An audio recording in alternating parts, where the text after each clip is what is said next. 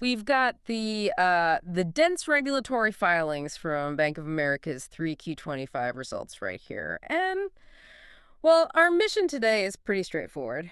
Break down the core financial health, the operational wins, and what the future might hold. All from these documents, we aim to give you the essentials. And, the headline this quarter, surprisingly strong, I'd say. Hmm.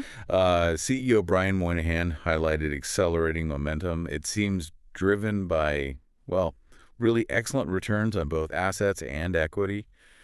The bottom line numbers, they paint a very clear picture. Revenue growth just really outpaced expenses significantly. Okay, so let's jump right into maybe the three biggest numbers driving that momentum. What stands out? Certainly. Okay, we're looking at some pretty massive year-over-year gains here. Hmm. First, revenue net of interest expense. That hit $28.1 billion. That's up 11% compared to last year. Big jump.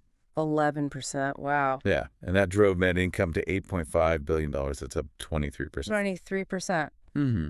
And that translates directly, as you'd expect, into diluted earnings per share, or EPS. That soared 31% to $1.06.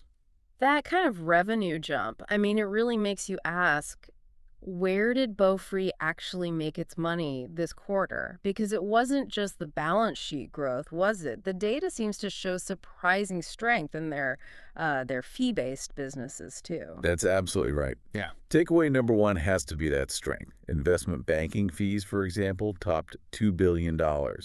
That's up a massive 43% year over year. 43%. Yep. That's huge. But is there context there? There is, yeah. That 43% gain is, well, it's staggering, but you have to remember 3Q24 is a pretty low point for the whole industry. So Right. what's maybe more meaningful, or at least as meaningful, is the sustained performance in sales and trading revenue. That was up 9% to $5.4 billion. Okay, 9% is still very solid. It is.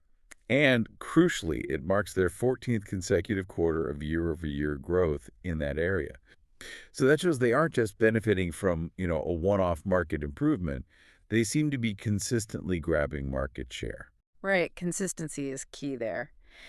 And this market success, it seems like it ties directly into our second takeaway, operational discipline. Because when revenue grows that fast, costs can often get out of control, but sounds like that didn't happen here. Exactly. No, they managed to drive 5.6% operating leverage. Good positive leverage. Which means they're getting more efficient, essentially. But precisely, more performance for every dollar spent. Yeah. And critically, their non-interest expense was only up 5% year over year, landing at $17.3 billion. Now, when you combine that, controlled spending with the big revenue surge, Uh-huh. their efficiency ratio, which is a great way to look at margin, it actually improved, dropped 329 basis points down to 62%. Okay, 62%. Better is lower there. Correct. Lower is better. They're essentially running twice as fast as their costs. I mean, that's really the definition of a healthy operation right now. Okay, let's shift gears a bit to the fundamentals.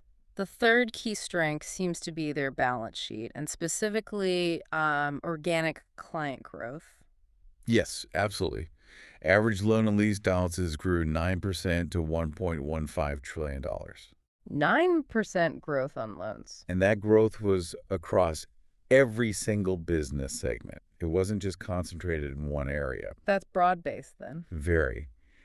And coupled with that, look at their core funding source. Average deposit balances. They increased 4% to nearly $2 trillion. Almost $2 trillion in deposits. Yeah. That sustained growth, on both sides of the balance sheet, assets and liabilities, it demonstrates pretty robust client confidence in their core banking model. Okay, so the growth is there. What about the risk side? Our fourth takeaway seems to be improving asset quality, which is maybe a little surprising given how fast loans grew. It is kind of interesting, right? Because you often watch for rising defaults when lending picks up that much.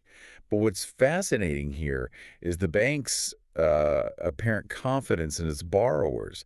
They actually saw a net reserve release of $72 million this quarter. A release, so they took less provision.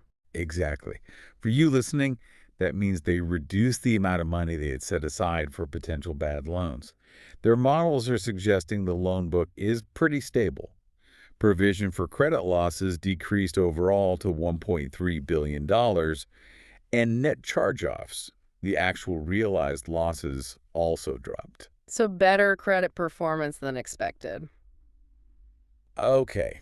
Fifth and final takeaway, it feels like we have to talk digital. Oh, absolutely. Digital dominance. This is really the engine behind a lot of that efficiency we mentioned. The scale is just, well, it's almost unbelievable. You've got 49 million active digital banking users 39 million. and 4.2 billion digital logins in the quarter. That's up 16% year over year. Billion with a B. Wow. Yeah. And look at Zelle specifically.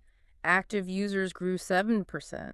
They sent or received 459 million transactions, worth about $143 billion. That's clearly the low-cost future for how they interact with and keep customers. That scale is incredible. It really underpins the efficiency story. It does.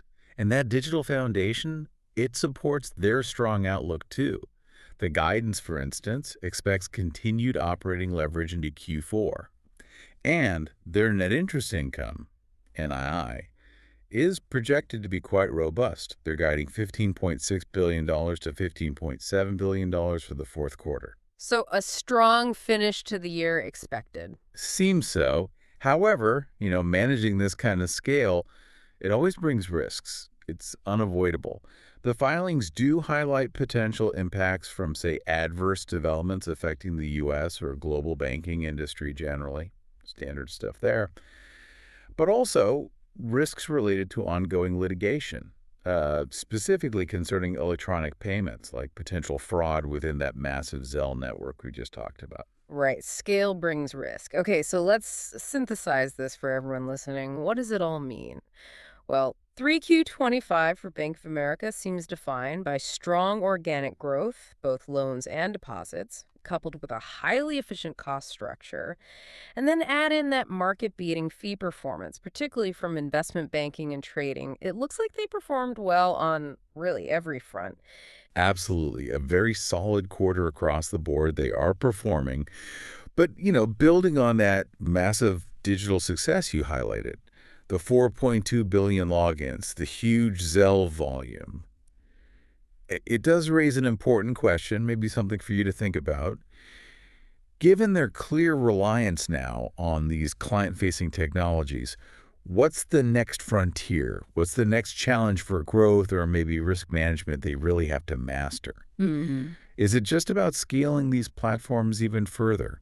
Or is it really about mastering things like AI and machine learning development to stay ahead of, say, fraud and just the competition?